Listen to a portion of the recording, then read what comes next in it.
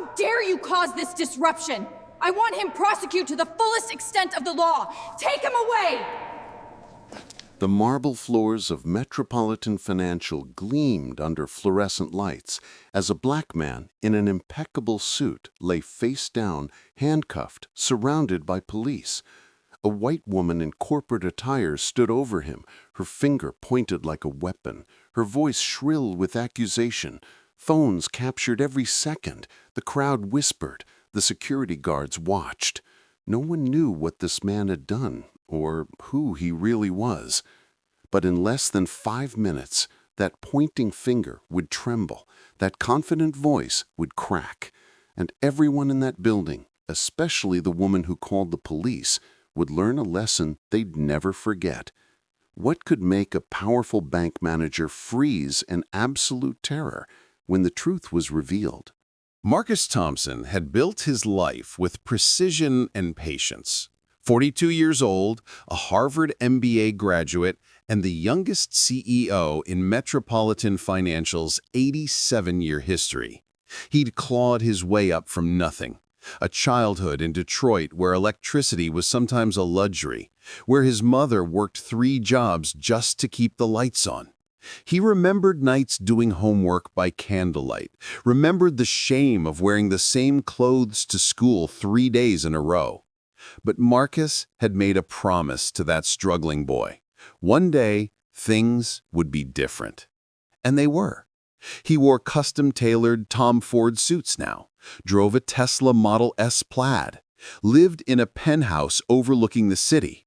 But more importantly, he'd transformed Metropolitan Financial from a struggling regional bank into a national powerhouse. In 3 years under his leadership, profits had increased by 340%. He'd expanded to 12 new cities, hired over 2,000 employees, and pioneered inclusive lending programs that helped underserved communities build wealth. The board loved him. Investors praised him. Business magazines featured him. But to some people, none of that mattered. Because when they looked at Marcus Thompson, CEO, they didn't see his achievements. They saw his skin color first. It was a Wednesday morning when Marcus decided to visit the downtown branch unannounced. He did this occasionally, surprise visits to various Metropolitan Financial locations to observe operations, talk with employees, gauge customer satisfaction. He believed in staying connected to the ground level of his business, never wanted to become the kind of CEO who only saw spreadsheets and never saw people.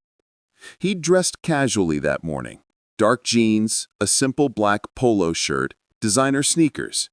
It was his day off, technically, but he'd been in the neighborhood and thought he'd drop in, check the vibe, maybe grab a coffee with the branch manager, discuss some new initiatives. He had no idea he was walking into a nightmare. The downtown branch of Metropolitan Financial was impressive. All glass and chrome, with marble floors that echoed every footstep. A crystal chandelier hung in the center of the lobby, and the teller windows gleamed. It was designed to project power, wealth, security. It was designed to make customers feel their money was in the right hands.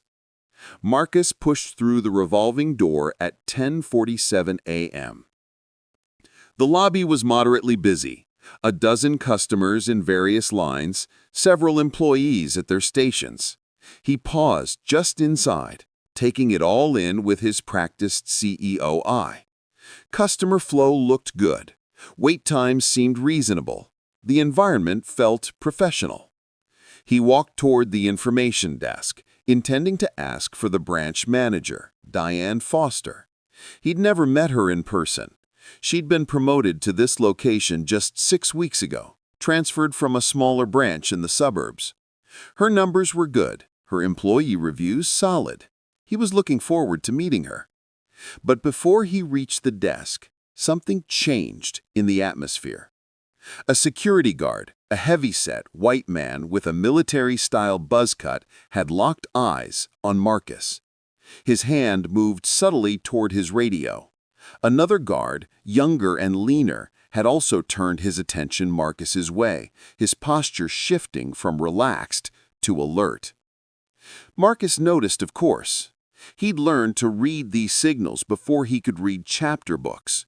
The slight stiffening of shoulders, the narrowing of eyes, the way white hands moved closer to weapons or phones or radios whenever he entered certain spaces.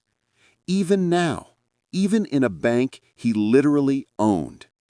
He kept walking, kept his expression neutral, kept his hands visible. Old habits from a lifetime of being seen as a threat before being seen as a human. He had no idea how much worse it was about to get. "Excuse me, sir." The voice cut through the lobby noise, sharp, authoritative, designed to command attention. Marcus turned to see a woman striding toward him with purpose. Mid-40s, blonde hair pulled into a severe bun, wearing a charcoal pantsuit that screened middle management. Her name tag read, Diane Foster, branch manager. "Yes?" Marcus replied calmly, offering a slight smile. "Actually, I was just looking for you." "I'm going to need to see some identification," Diane interrupted, her voice loud enough that nearby customers turned to look. "And I need to know what you're doing in this bank." Marcus blinked, momentarily thrown off balance. "I'm sorry?" "Identification, now!" Diane's hand moved to her hip, one finger pointing at him like an accusation. "We've had reports of suspicious individuals casing this location, and your behavior is concerning." The lobby had gone quieter. Conversations died mid-sentence. Customers at the teller windows turned to stare. The two security guards had moved closer, forming a subtle triangle around Marcus. He felt the familiar ice-water feeling in his stomach, that cocktail of anger, humiliation, and careful control that every black person learns to manage in moments like these. He could feel dozens of eyes on him, could feel the judgment, the assumptions, the narrative being written in real time. Dangerous black man, doesn't belong here, probably up to something criminal. "Ma'am, I think there's been a misunderstanding," Marcus started, keeping his voice even and professional. "No misunderstanding at all," Diane shot back, her voice rising. "You walked in here dressed like that," she gestured at his casual clothes with obvious disdain, "looking around suspiciously, not conducting any banking business, just observing. That's exactly what criminals do before they rob a bank." A murmur rippled through the crowd. Someone whispered, "Oh my God." A phone appeared, then another, recording the confrontation. Marcus saw them in his peripheral vision, those glowing rectangular witnesses that could make or break a person's life in the age of social media. "I'm not a criminal," Marcus said, his jaw tight. "I'm actually—" "Then you won't mind showing identification and explaining yourself," Diane interrupted again, crossing her arms. "Otherwise, I'm calling the police." Marcus felt his phone in his pocket, one call to his assistant, one call to any board member, one call to the corporate headquarters literally 4 blocks away, and this would end instantly. But something stubborn rose in him, a bone-deep exhaustion with having to prove his humanity, his legitimacy, his right to exist in spaces he'd earned access to. Why should he have to make that call? Why should he have to justify his presence in a bank he literally ran? "I'd like to speak to your supervisor," Marcus said carefully.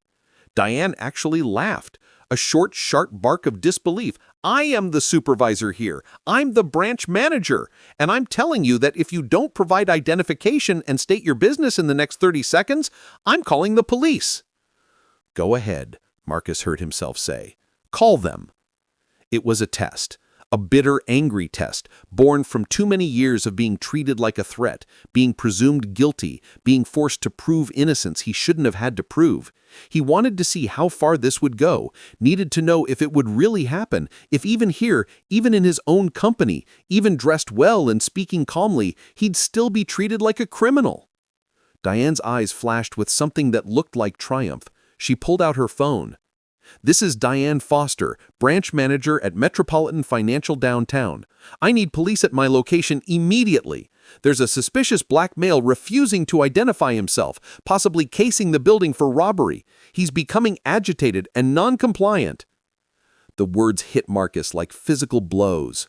Suspicious, black male, agitated, non-compliant. The same words that had preceded so many tragedies, so many viral videos, so many lives ended or destroyed. He hadn't raised his voice, hadn't moved aggressively, hadn't done anything except be black in a space where someone decided he didn't belong. "Ma'am, I think you would just like me to tell you," Marcus tried once more, his voice carefully modulated. "Save it for the police," Diane snapped. Then, to the security guards, make sure he doesn't leave. The guards moved in closer, not quite touching him, but boxing him in. Marcus saw customers backing away, protecting themselves from what they'd been told was danger. He saw the phones held high, recording his humiliation for posterity. He saw tellers frozen at their windows, watching the drama unfold. And he saw something else in some of the faces: recognition. A few of the employees looked confused, uncertain. An older black teller near the back had her hand over her mouth, her eyes wide with horror. She knew. She'd seen his photo in company newsletters, had probably attended virtual all-hands meetings where he spoke. But she didn't speak up. Fear kept her silent, just as it kept everyone else who might have recognized him silent. The police arrived in 4 minutes. 2 officers, both white, both young, both with that particular swagger that comes from authority and weapons and a system that backs them up. They walked in with hands near their belts, eyes scanning for the threat they'd been told about. "That's him," Diane said immediately, pointing at Marcus. "He refused to identify himself, refused to state his business, and he's been behaving extremely suspiciously."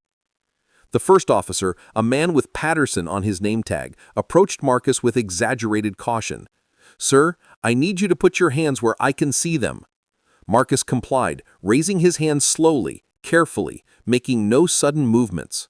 His heart hammered against his ribs. He'd seen too many videos of how these situations could end. "Now, sir, can you tell me what you're doing here?" Officer Patterson asked. "I was attempting to visit this branch," Marcus said steadily, despite the adrenaline flooding his system. "I work for Metropolitan Financial." "He's lying," Diane interjected quickly. "I've never seen him before, and I know all our employees." "Ma'am, I don't work at this branch," Marcus tried to explain. "I work for the company. I was here to—" "Turn around and put your hands behind your back," Patterson commanded. "Officer, if you would just let me—" "Now, sir!" The world tilted into surreal territory as Marcus felt cold metal close around his wrists. The handcuffs clicked with a sound of terrible finality. Gasps echoed through the lobby. More phones appeared, capturing the moment a CEO was treated like a criminal in his own company. "You're making a huge mistake," Marcus said, his voice tight with controlled fury. "Let the lawyers sort it out," Patterson replied, not unkindly, but not sympathetically either. Just another day, another arrest, another black man who claimed innocence. And that's when Diane made her fatal error. Emboldened by the police presence, by the validation of her suspicions, by the power of being believed without question, she stepped forward. "Get him out of my bank," she said, her voice ringing with authority and something uglier, satisfaction. "People like him need to learn they can't just walk into places like this." She didn't get to finish the sentence, because at that exact moment, the elevator doors at the back of the lobby opened and 3 people in expensive suits rushed out, led by a woman who'd been Marcus's executive assistant for 2 years. "Stop! Stop!" Jennifer Chen shouted, her voice cracking with panic. "Oh my God! What are you doing? That's Marcus Thompson! That's our CEO!" The lobby froze into a tableau of collective horror. For exactly 3 seconds, nobody moved. Nobody breathed. The words hung in the air, like a grenade whose pin had just been pulled. "That's our CEO." Diane Foster's face underwent a transformation that would have been comical if the situation weren't so devastating. The color drained from her cheeks, leaving her chalk white. Her pointing finger, still extended in accusation, began to tremble.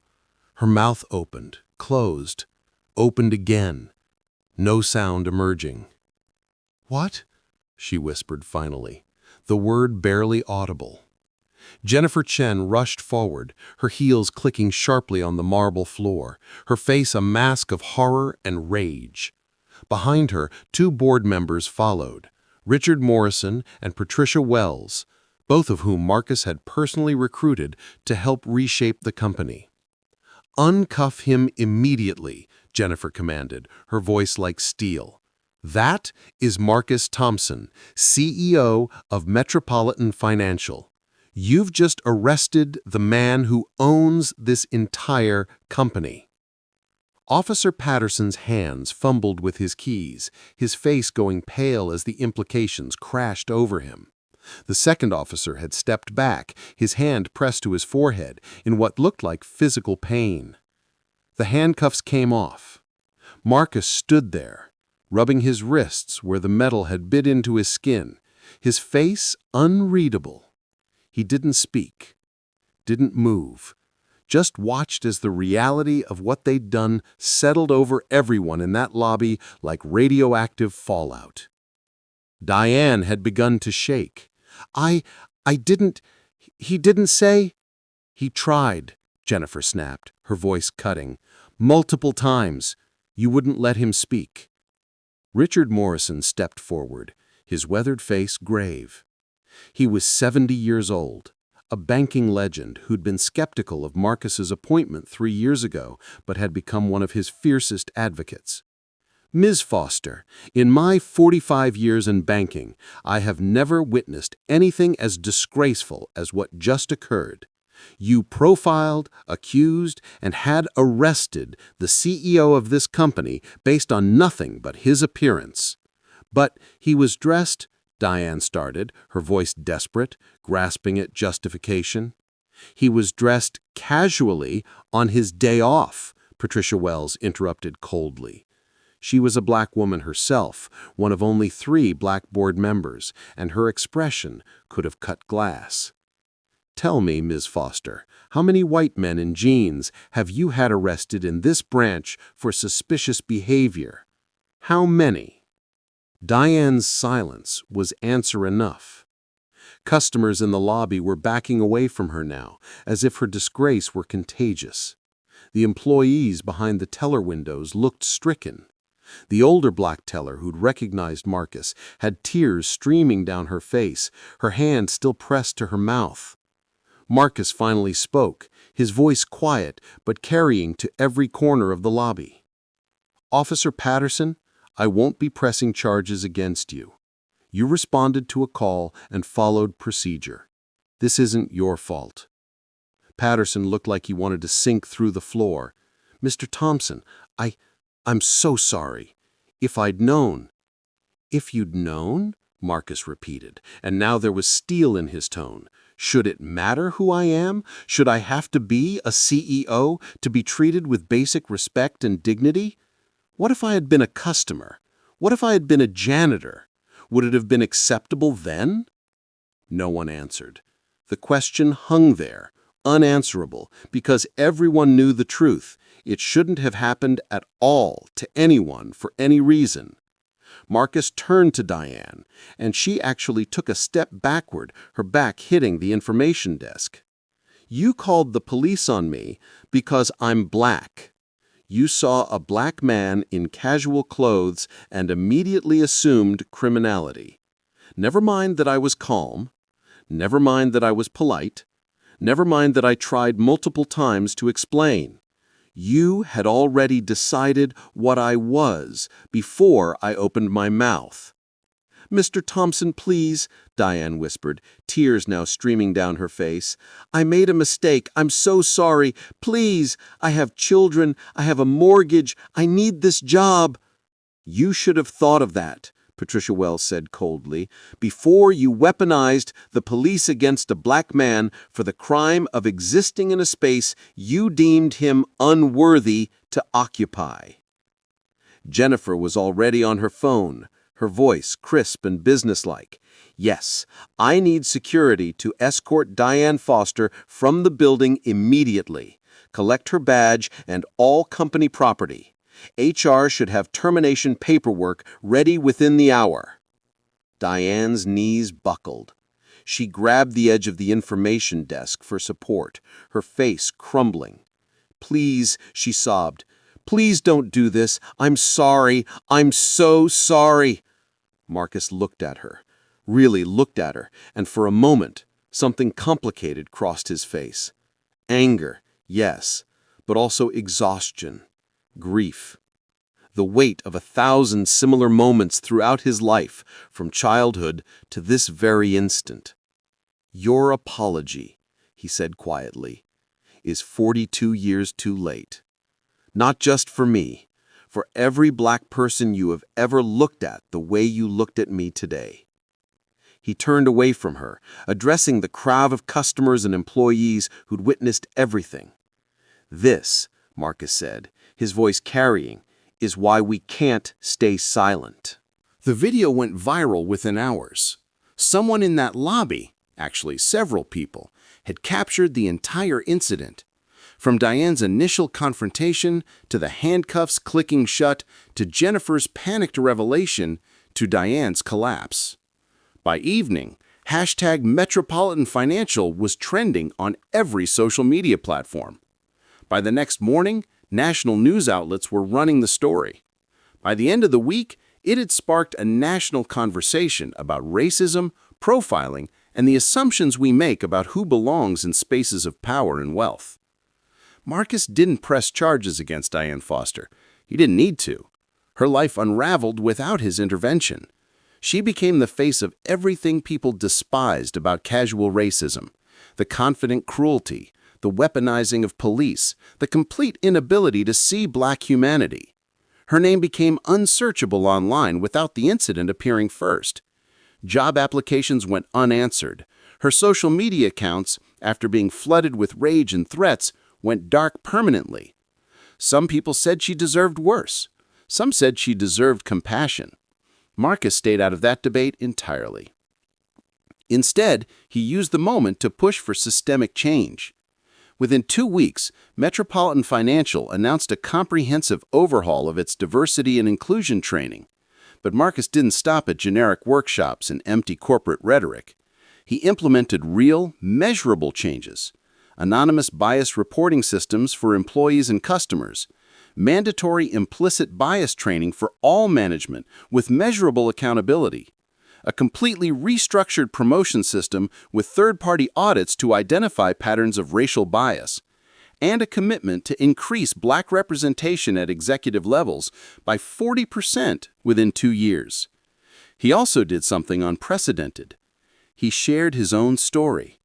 In a company-wide video message, Marcus talked about growing up poor and black in Detroit, about being followed in stores, about being stopped by police for matching a description, about college professors who assumed he was an athlete, not a scholar, about job interviews where he could see surprise flash across faces when he walked in, surprised that the impressive resume belonged to a black man, about every casual indignity, every microaggression, every moment of having to prove he deserved space he'd already earned.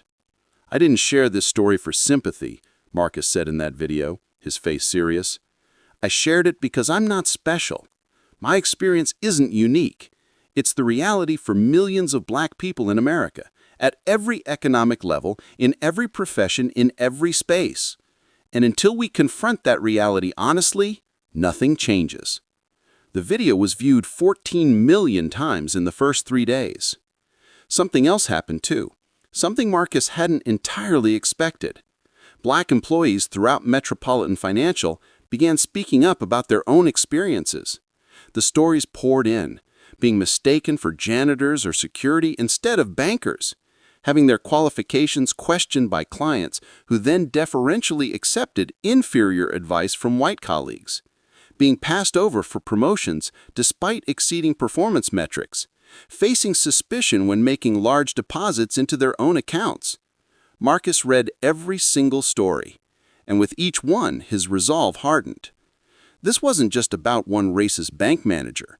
It was about a system that produced Diane Fosters, that taught people, subtly or explicitly, that black presence in certain spaces should be questioned, should be justified, should be proven legitimate before being accepted. 6 months later, Metropolitan Financial released its first transparency report on racial equity. The numbers were sobering. Black employees made up 12% of total staff, but only 3% of senior leadership. Black loan applications were rejected at rates 2.3 times higher than white applications with identical credit profiles. Customer service complaints from black clients went unresolved at significantly higher rates than complaints from white clients. Marcus didn't hide these numbers. He publicized them, made them part of the company's public record. And then he made a commitment. We will do better. Here's how we're measuring ourselves. Hold us accountable. The approach was radical in corporate America, where admitting problems often feels more dangerous than ignoring them. But Marcus understood something fundamental. You can't fix what you won't acknowledge. A year after the incident, Officer Patterson reached out to Marcus privately. He'd taken the encounter hard, had enrolled in advanced de-escalation and bias training, had become an advocate within his department for better protocols when responding to alleged suspicious persons. He'd spent his own time volunteering with community organizations, trying to rebuild trust between police and black communities. I still think about that day, Patterson wrote in his email. I'm ashamed I didn't question the call more, that I didn't see the situation for what it was. I can't take it back, but I'm trying to make sure I never repeat it. Marcus responded with 2 words, keep trying. Because that's all any of us can do. Keep trying, keep learning, keep questioning our assumptions and biases.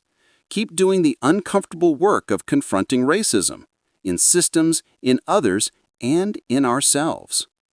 The incident at Metropolitan Financial became a case study in business schools and diversity training programs. Not because it was unique, but because it was typical. Because it revealed a truth America keeps trying to avoid. Racism isn't just about slurs and hate crimes. It's about who we assume belongs and who we assume doesn't. It's about whose word we believe and whose humanity we question. It's about who gets the benefit of the doubt and who gets handcuffs. Marcus Thompson went back to that downtown branch eventually, walked through those same doors in jeans and a polo shirt. Several employees recognized him immediately this time, greeting him warmly. Security guards nodded respectfully. Everything was different, because now they knew. But Marcus wondered, how many black people without CEO titles still walk through those doors and face what he faced? How many are still being profiled, still being questioned, still being told they don't belong? The answer he knew was too many, which is why he keeps telling the story, keeps pushing for change, keeps believing that what happened to him, the humiliation, the injustice, the moment his humanity was stripped away in a lobby full of witnesses, can become a catalyst for something better. Not because one viral video changes everything, but because every conversation, every policy change, every person who questions their own biases, every system reformed, it all adds up. Progress isn't a straight line. It's exhausting, frustrating, and often feels impossible. But Marcus Thompson, the kid who did homework by candlelight, who built an empire against all odds, who stood handcuffed in his own bank and refused to let that moment destroy him, knows something about impossible. So here's the question we're all left with. What would you have done in that lobby? Would you have stayed silent, filming from a safe distance? Would you have spoken up, risked discomfort, challenged the narrative being written in real time? And more importantly, what will you do the next time you witness injustice, whether dramatic or subtle, whether captured on video or quietly occurring where no cameras watch? Because that's the real test, not what you would have done, what you will do. Share this story, start these conversations, challenge these assumptions in the world and in yourself. That's how change happens. One voice at a time, one action at a time, one refusal to stay silent at a time. Drop your thoughts below. This conversation is just beginning.